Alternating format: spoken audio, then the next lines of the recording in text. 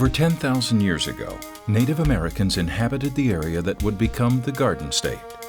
The abundant and widespread black bears then provided food, medicine, and clothing for these people, such as the Lenni Lenape. The arrival of European settlers created a greater impact on the black bear. Besides killing bears for food, they rendered their fat into sweet oil for cooking and making medicines.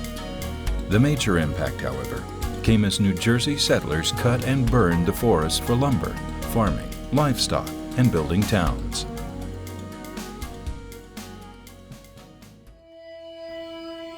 Settlers also shot bears for raiding their livestock, crops, and orchards. In the mid-1800s, populations were declining rapidly. By the early 1900s, fewer than 100 black bears remained, inhabiting the remote northern areas of the state. The early 20th century marked a new era for black bears, as forests began reclaiming New Jersey's abandoned farms and timbered areas. Back in 1954, the New Jersey Fish and Game Council, which is the organization that has the authority to set seasons and bag limits on game species, gave the black bear game status, which allowed them the opportunity to prevent indiscriminate killing. With a stable population, they allowed limited hunting through 1970. With only 46 bears taken during 10 years of hunting, it indicated a relatively small population. Well, in 1971, the New Jersey Fish and Game Council closed the entire season on hunting black bear to give the population an opportunity to rebound and grow. Besides closing bear hunting, two other events helped New Jersey's black bear population rebuild over the past 4 decades. The creation of the Delaware Water Gap National Recreation Area, combined with a number of state forests and wildlife management areas, created over 100 square miles of mostly undisturbed bear habitat. In addition, Pennsylvania closed their bear season in the mid-1970s for a few years. Their population expanded and some of those bears migrated into New Jersey, since bears don't really understand political boundaries. Today, New Jersey's rebounding black bears occupy core habitats at the highest black bear density of any state in the nation. Residents entrust the Division of Fish and Wildlife and the Fish and Game Council to protect, manage, and conserve all wildlife and its habitat, including the black bear. New Jersey is well known for having more people per square mile than anywhere else in the country. What we're not well known for is that we also, in the northern third of the state, have more black bear per square mile than anywhere else in the nation. And that poses some unique challenges to trying to manage black bear. Bears have been sighted in all of New Jersey's 21 counties. The highest concentration of bears are in Sussex, Warren, Passaic, and Morris County, and people commonly refer to that as bear country. Quality bear habitat in Sussex, Warren, and Passaic borders large bear populations in New York and Pennsylvania. Because bears don't recognize political boundaries, they move freely between states. Also, these counties contain core areas of prime bear habitat in the Kittatinny Ridge and Bearfort Mountain regions that offer 580 square miles of bear habitat. This forested region's undeveloped tracts of dense rhododendron, mountain laurel, hemlock, hardwoods, and shrubs provide bears abundant food and cover. This quality habitat supports a productive bear population with small home ranges. Adult female black bears here usually have a home range of 2 square miles, and the habitat supports up to 3 bears per square mile. Despite the inroads of New Jersey's growing black bear population, it remains in the shadow of the state's expanding human population. At the same time our black bear population was growing and expanding, our human population also continued to grow and expand. And in our core black bear area in Passaic County, we have population densities as high as 2,500 people per square mile. This combination of black bear density and human expansion inevitably leads to increased human-bear encounters. These range from the most common one of bears raiding garbage bins to destroying bird feeders or beehives, killing livestock and domestic pets, to entering people's homes. They result in complaints to the Division of Fish and Wildlife or local police departments from people who perceive the black bear as threatening. Managing bears weighs heavily on managing people's understanding and perception of bears. So the Division of Fish and Wildlife uses education as a prime tool to foster coexistence between people and bears, while presenting bears as a valued wildlife resource rather than a liability. Black bear are a vital part of New Jersey's wildlife heritage, and we want it to always remain that way.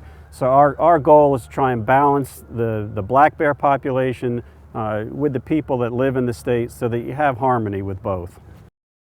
Besides public education, the state's management policy includes bear research, population monitoring, trapping, and aversive conditioning of nuisance bears, euthanizing bears that threaten public safety, and controlled hunting to manage the population size.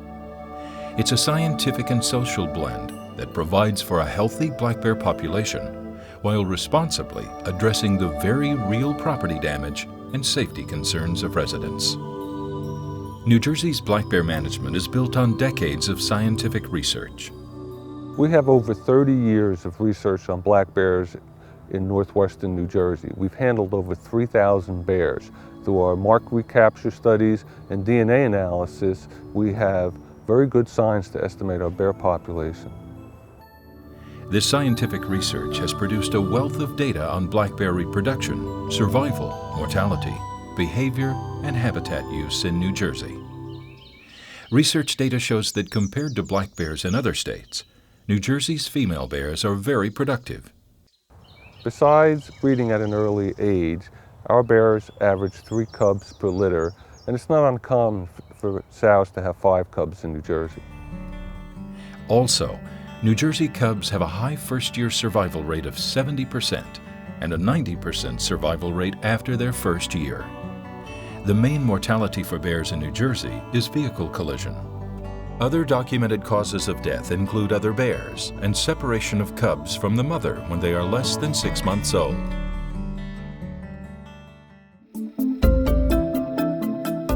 With New Jersey's dense human and black bear populations sharing the same space, management focuses on reducing and responding to negative interactions between humans and bears. The majority of these encounters stem from a bear's biological need to eat a year's worth of food in 7 months. In 2003, New Jersey passed legislation that made it illegal to intentionally feed black bears. But unintentional feeding is a much bigger issue, and that is what we focus on with our black bear education efforts. People allowing bears to get into garbage, bird feeders, and pet food increases nuisance bear behavior, plus the likelihood of escalating to more serious incidents. Each time people allow a bear to obtain food, the bear becomes more positively conditioned to repeat the behavior of foraging near humans, which can sometimes lead to the destruction of the bear.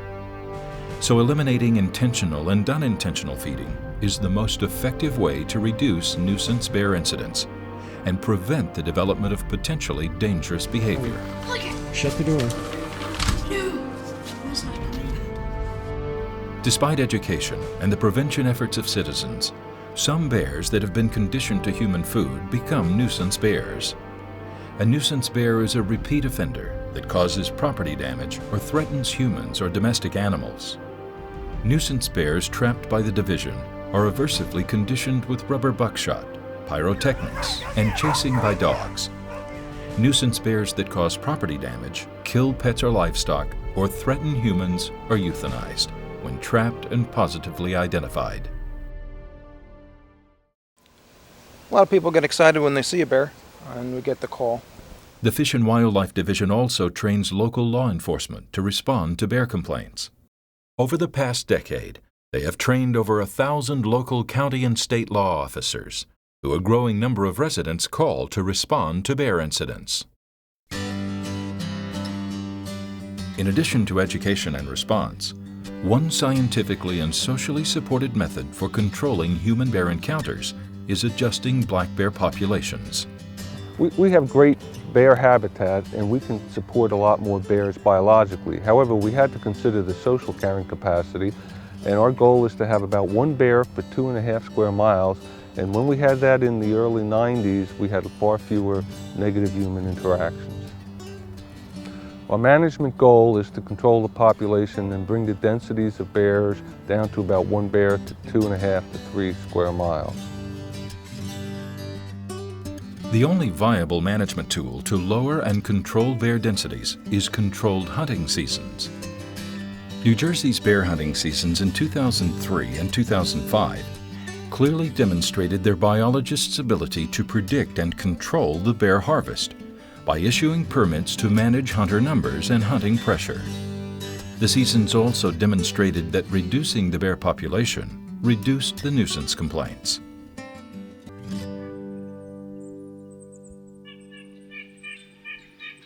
New Jersey's comprehensive black bear management policy, which was officially adopted in 2010, now provides for a regular bear hunting season structure for the management of the state's black bear population level. The black bear policy that our wildlife professionals have developed is truly a comprehensive policy. It involves research, it involves education, it involves garbage control, nuisance abatement, truly everything that you need to responsibly manage a wildlife species.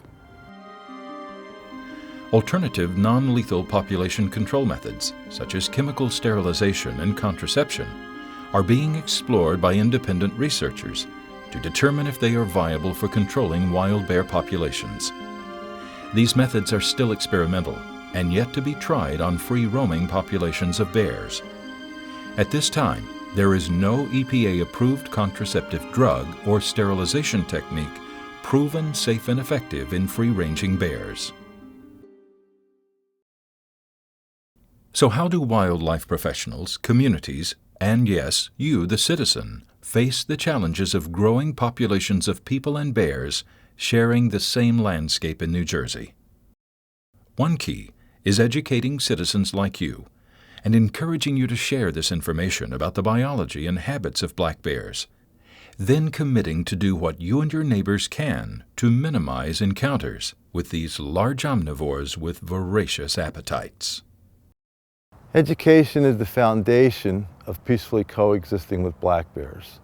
We need to know about black bears, their biology and their behavior, but we also need to know what we need to do in order to prevent problems from developing with black bears. Residents can also use certified bear-resistant trash containers and work with their local government to pass garbage management ordinances in their municipality. Working together, citizens and the Division of Fish and Wildlife will ensure that New Jersey's black bears remain an integral part of the natural landscape and a healthy and respected symbol of our remaining wilderness. For more information about living with black bears in New Jersey, please visit the New Jersey Division of Fish and Wildlife's website.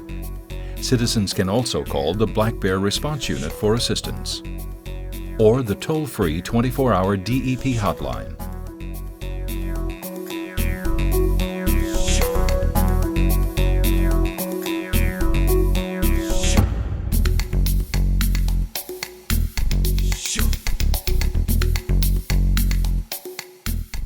And to see the amount of work and care that goes in these biologists, these scientists are doing on our bear population is amazing.